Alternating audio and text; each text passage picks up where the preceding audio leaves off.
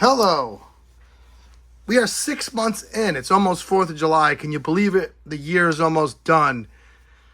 It's wild. And the older you get and you have a freaking full-time job and kids and you wish for the weekend because that's your days off, sadly, that's the faster life will go by. So if you don't have any big responsibilities and you're watching this channel, my advice to you is do whatever the F you want while you can. Not saying I can't do what I want, but it just gets a little more difficult. When you have a child, you got a wife, you got a crib, you got to take care of shit before you can just say, I want to go to LA or Miami for the weekend.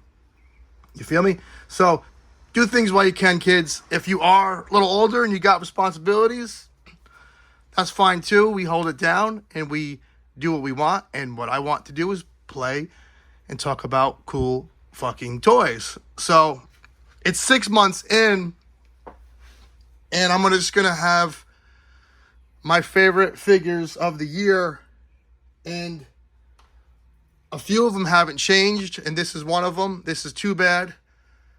Masterverse really stepped it up around the release of this guy. You know, the ones from that Kevin Smith cartoon look kind of wonky. They have weird freaking heads, and they were okay. The Battle Cat was actually really nice. Skeletor wasn't too bad. But this line kind of mixes what they had with that scale with classic characters in this Too Bad figure, as you saw with that Mythic Legion. If you don't give a crap about Motu, this is still a fun figure. I did do a lot of paint work in it, and it's also like a McFarlane where there's a ton of detail in the sculpt. As you could see, the scales on one side, lines on the other. It's just not painted very well. So this Too Bad figure, I got him back in January or February.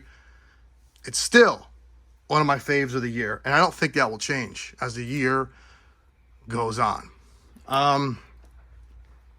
Let's stick to characters from that realm of mystical beasts and creatures. And you know, this freaking figure, this Warduke, is everyone's darling figure because there's so much great sculpt work. And somebody's lighting off fireworks. It's only Friday. Might have to close the garage because it sounds like I have Vietnam going on out there. We're going to close the garage, kids. The door must close.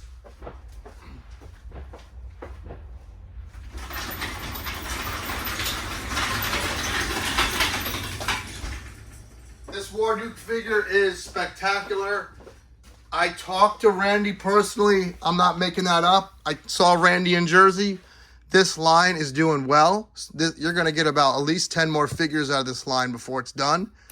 And that's awesome. He likes the line. It's cranking. It's doing well. So jump on it. If you maybe haven't yet, jump on this line. It's going to grow. You're going to have about 10 figures, which is just fine because the line wasn't that big to begin with. And coincidentally, Hasbro has the cartoon rights, and I do like this little Bobby figure. The cartoon is very fun.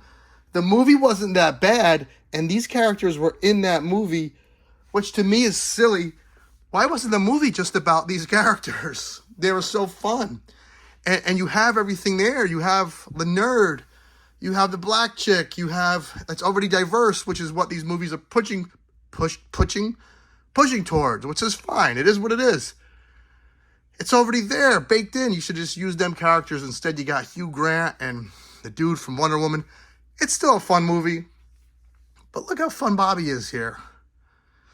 And he's tiny. He's a little dude. Too pricey, though. The price point was ridiculous. I think this line, I don't think it's making money for Hasbro.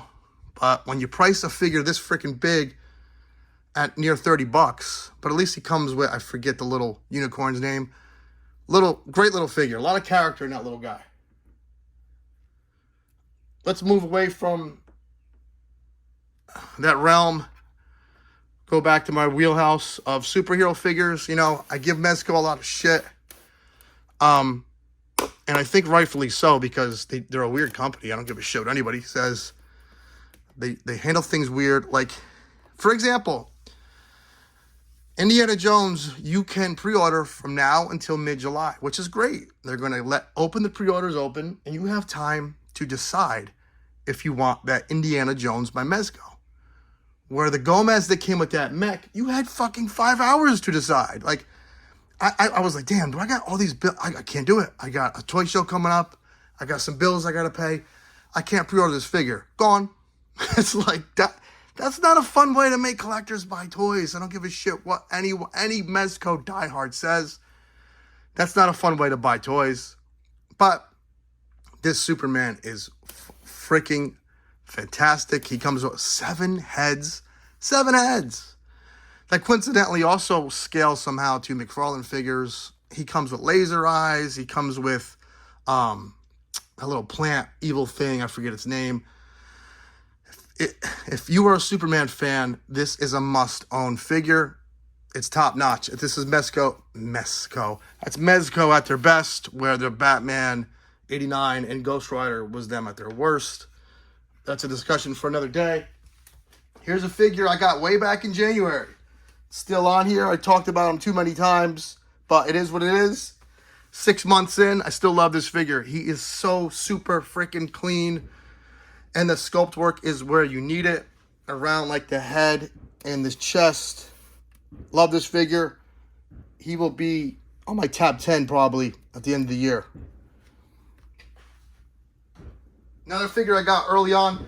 This figure got me like 50 subs maybe, because I was one of the first to have him. We are approaching 800 subs. I want to thank everyone who has got me here. This is Blob. This is fantastic. This is Hasbro at their best. The Marvel Legends team at their best. I love this piece. I'll never need another Blob figure until the rest of my life, which I'm getting up there in age, which might only be like 40 more years, but at least I won't have to search for Blob anymore. Let's just knock out all my favorite Hasbro figures. So this guy I've had since the 90s. I've had this guy for freaking, I don't even know how many years that is. 30 freaking years.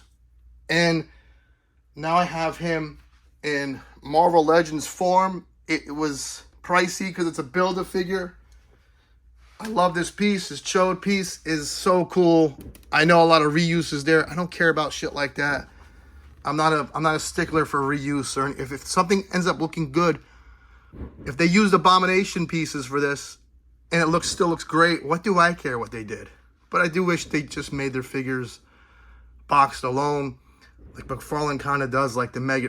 McFarlane, he does it too. They all freaking do it. I got to buy Cyborg as a Baff. Baffs, I just hate. The concept should be dead. Great figure though. One of my favorite of the year so far. This figure, I just talked about that. Dead Man Clean Sculpt. I know this is a reuse of something. These Marvel Legends fans, they cry about this reuse stuff, whereas like a toy collector, regular toy collector like me, I don't give a shit, man. I don't. I love that helmet on this Ant-Man. It's almost vac metal, but it's not. It's as close to vac metal you're going to get these days. It's just Ant-Man. It's perfect. And I'm a sucker for dudes with like antennas for some reason. Look up Robot Monster. That's my favorite dude that wears an antenna. Let's move on to a NECA piece. This is a big boy. This is a Triceraton. This is must own. This is the mouth. The tongue is articulated. It's wild. It's wild. I love this piece. This is what led me to buy some more Mirage stuff that I don't need to own, but this is just NECA at their best. Okay? This is freaking, you can get this thing in so many freaking good poses for this beefy, chunky figure. I'm telling you. What's his name? Nostalgia Unboxed. He has a great review of this figure. I'm not a hater, man. I might talk crap about other YouTubers, but when they do good shit, I don't hate. Speaking of YouTubers, I see Optimus Charters Prime had a big video about being a shill and pricing. And the whole time he talked about releasing his own toy line. I'm like, is this dude setting people up to have like an expensive ass toy line? Like, he's telling you why. He's not making excuses for Hasbro as to why their pricing went up. You gotta factor in Disney too to that. It's not just Hasbro. It's like, are you saying this to set us up because your toy line is going to be like $40 a figure. Like Loose Collector's freaking overpriced fucking Vampirella. You know, Loose Collector is making cool looking shit, but I'm not paying $70 for just all plastic. Okay, this Keaton Batman. He made the list because I was able to put a cloth cape on him. I think if you doll this figure up, if you have the, not the skill, you could buy this cloth cape for $20 and you can get this head off. It's not that difficult. I did a matte spray over this. I'm all over the place with my ranting today.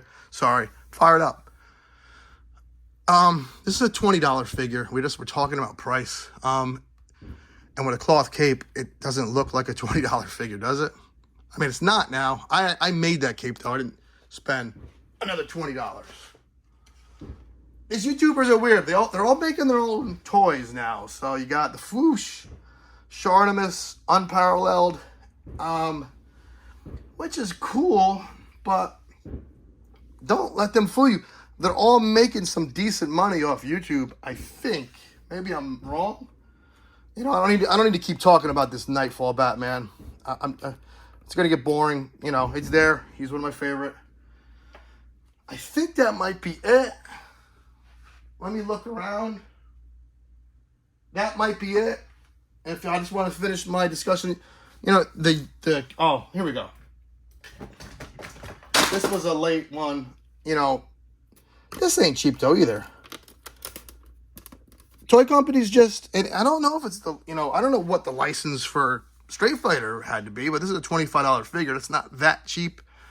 That's just where we are in price point. Once they see that they set a price at something and people still buy it, it's gonna stay at that price. So I don't know.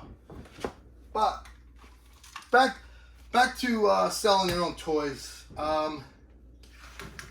If I couldn't sell, this is me personally.